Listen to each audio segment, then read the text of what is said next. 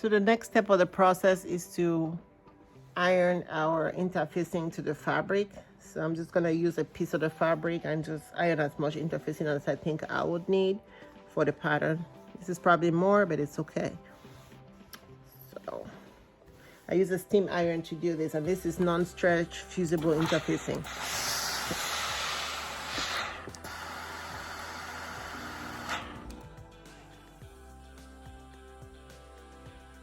I have my fabric that I want to use. Is this really pretty Dior fabric that I purchased from Fabric Viva. You can see one side is the fabric and the wrong side I attach interfacing to it to make it firmer. This just goes to tell you you can use any fabric you like to make shoes out of. You can make a dress and your shoe the same fabric. You can make a hat and a shoe, so you can produce really great outfits if you know how to make your own shoe. That's why I am here trying to help with providing more information so dressmakers and knitters can be able to make some of their own shoes themselves. It's not as hard as we think. So I'm gonna flip the back side of it, and that's where I'm gonna put my pattern and cut. So I will label my pattern 1 and 2, so I make sure I'm flipping 1 and 2. So the first piece I'm gonna put here, 1, and I'm gonna trace it with my silver marking pen.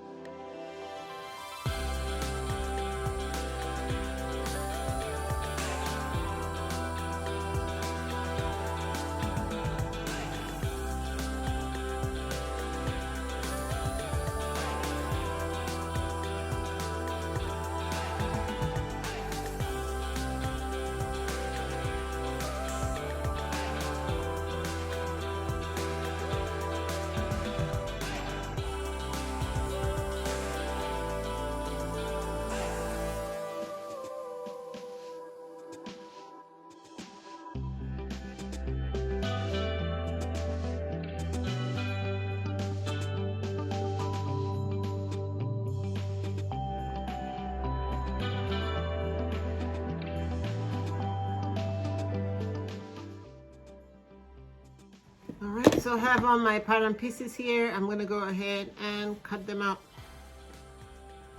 Now I have my pieces for both sides on the upper.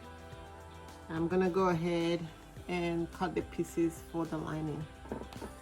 So for the lining, I'm using this really cute pink leather, which is from buyleatheronline.com. Pretty good quality leather. It's pretty soft.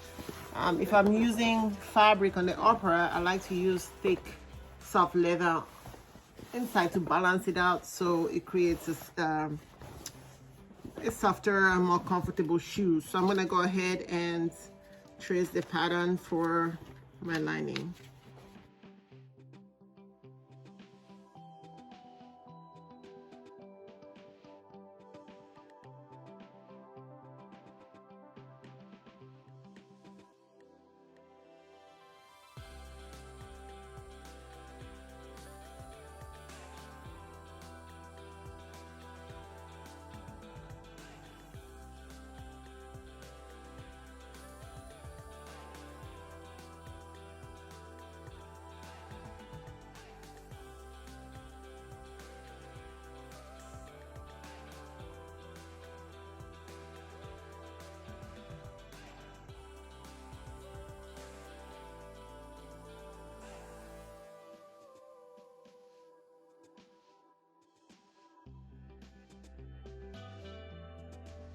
So now I have all my pieces cut out.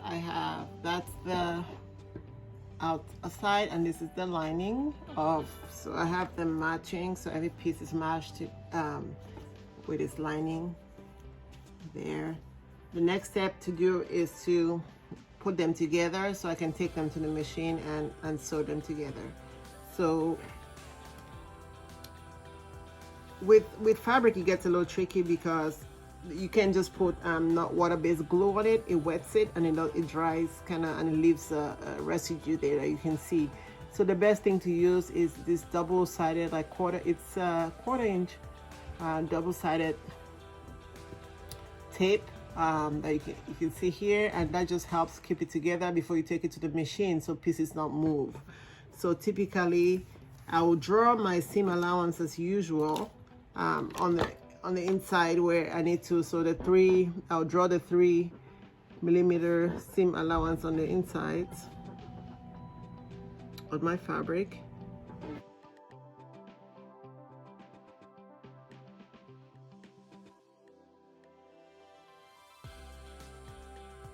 So like that. There, you can see it. And what I'm gonna do is I'm gonna take the tape and I'm gonna place it on there so I can fold it over because I want my edges to fold in. So I'm gonna place the tape on there very tightly.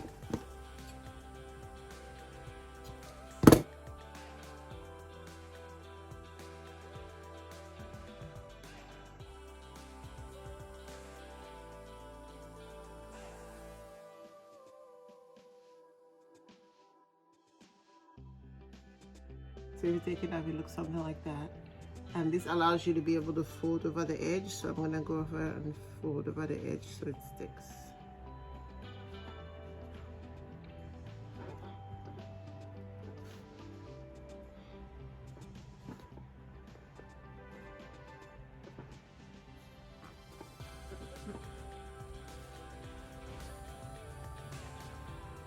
So that's how my edge looks on the outside, and that's how it looks on the inside. I'm gonna go ahead and do the same thing for this edge and for the other side.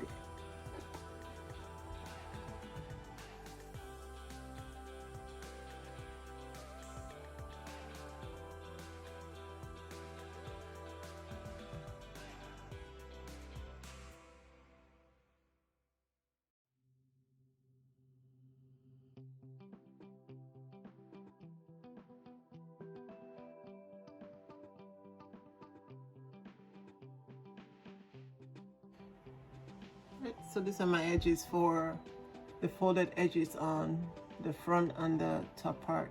And you can see I folded it in there. The next part is I'm going to put the same tape over that so I can take the lining and stick it to that. So I'm going to put tape over the same piece here.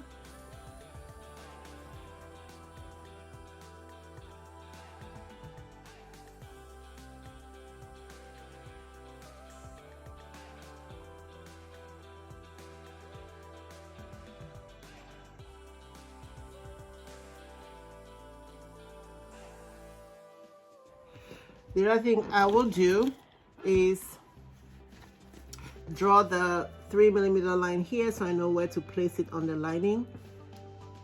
I will not fold over the lining edge, it will just extend out and I'll trim it later.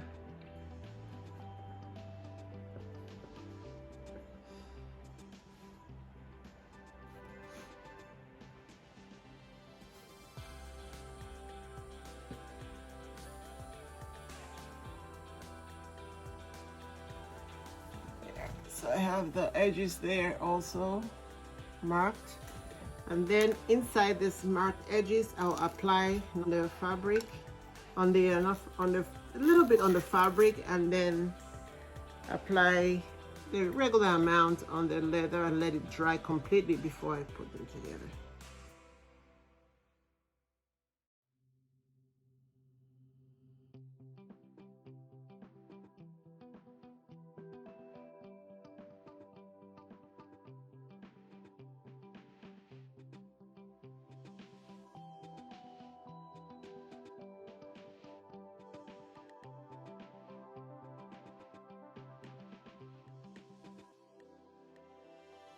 So now this piece is dry. I'm gonna go ahead and just place this over it and just leaving the seam allowance extending out on their lining.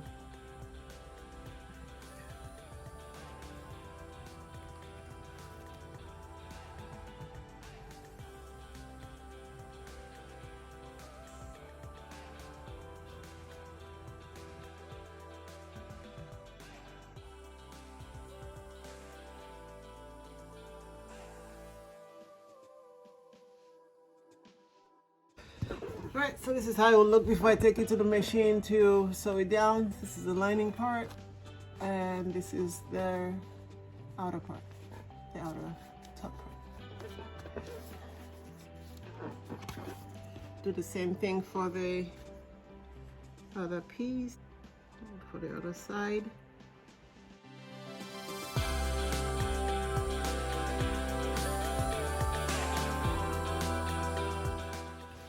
Those pieces are ready to take to the machine to sew it down with matching thread. Next thing I will do is do the same thing for the straps. I'm going to apply this exact same process for the straps, and then I'll take them all to the machine and sew them down.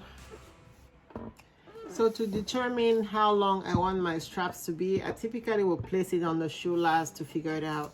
So the outside of my strap will be right here. I just place it where I want it to be, and it comes around across, and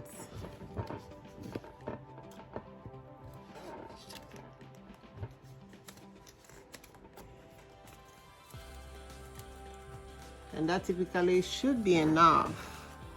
So right there, that typically should be enough going around to buckle out here. And then on the inside piece,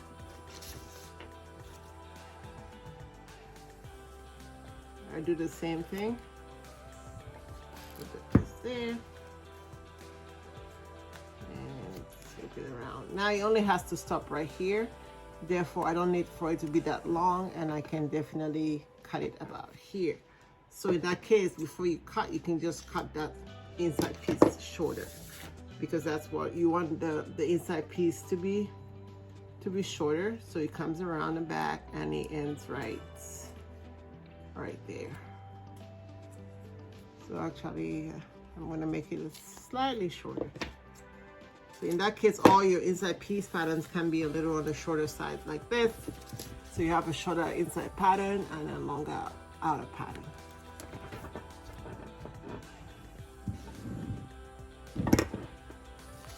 So I'm just gonna go ahead and trim all my pieces before I put all my inside pieces before I put them in. I mean, I could have saved myself a whole lot of fabric by doing this in the beginning, but I didn't. And that's the part where it's called DIY. I do whatever as I go. I'm still learning. I have done it before when I did the short piece, but today for some reason I decided to just cut the two pieces longer.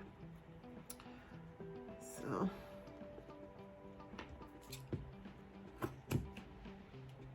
trim it up, and I'll do the same thing for the lining pieces.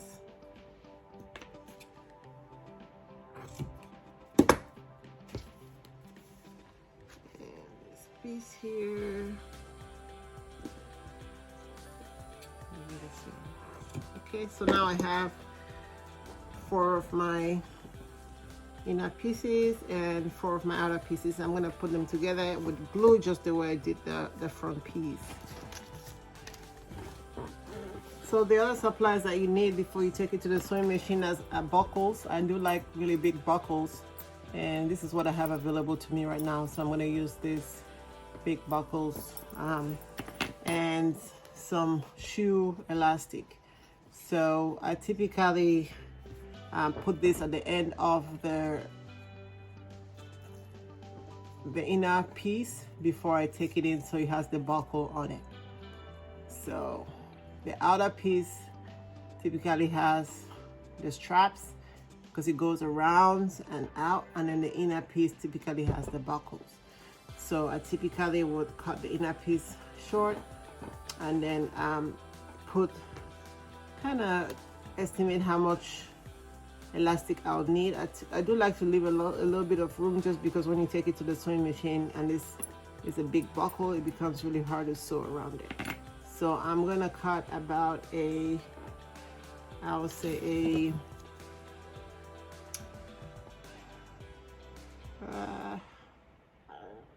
2.5 inch piece of tape, not tape, piece of elastic, and just cut 2 of them.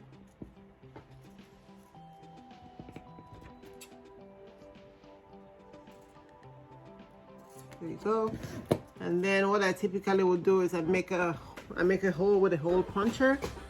So I have a hole puncher here, and I'm going to use that to make a hole in the center of it. Fold it over and make a hole in it. So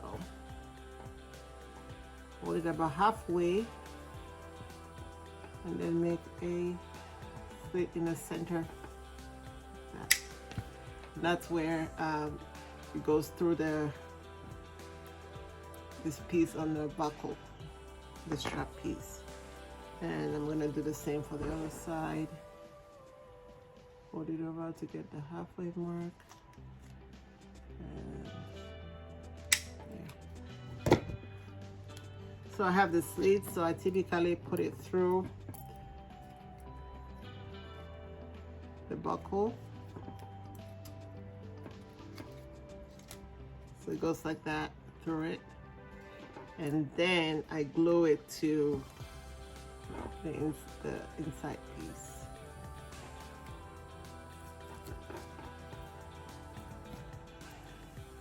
So I'm going to apply some glue.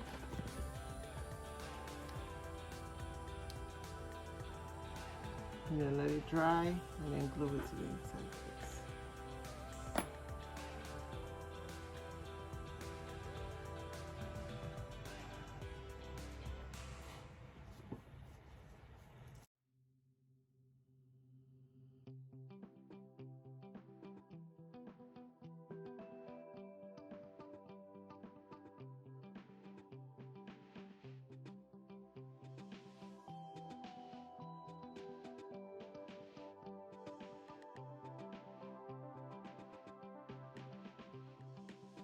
Okay.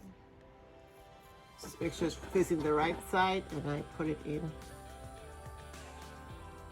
between the two layers of, so I put it in between the two layers here, the lining and the upper fabric, and then just kind of press it together like that, so it looks like that. And then I'll do the same for the other side. And so when I take it to the machine, I'll just sew up here, back and forth in a square to really secure this really well. Because I'm going to sew around this one because it's a little tricky. So I'm just going to sew.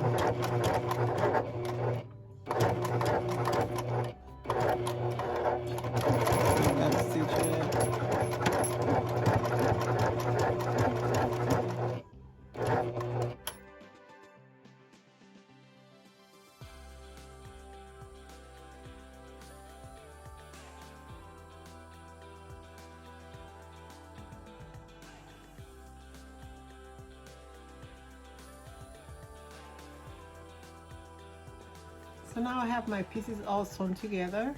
So I have the back and the front piece sewn through the machine, as you can see there. I'm going to go ahead and trim off the extra seam allowance here on the edges of the straps because I don't need those.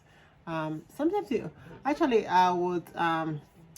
I'll just leave about the center there because I might have to anchor it to the last when I last the shoes to kind of make sure that it's centered. So I'm going to take away the extra pieces that I need. Just be careful not to cut the thread.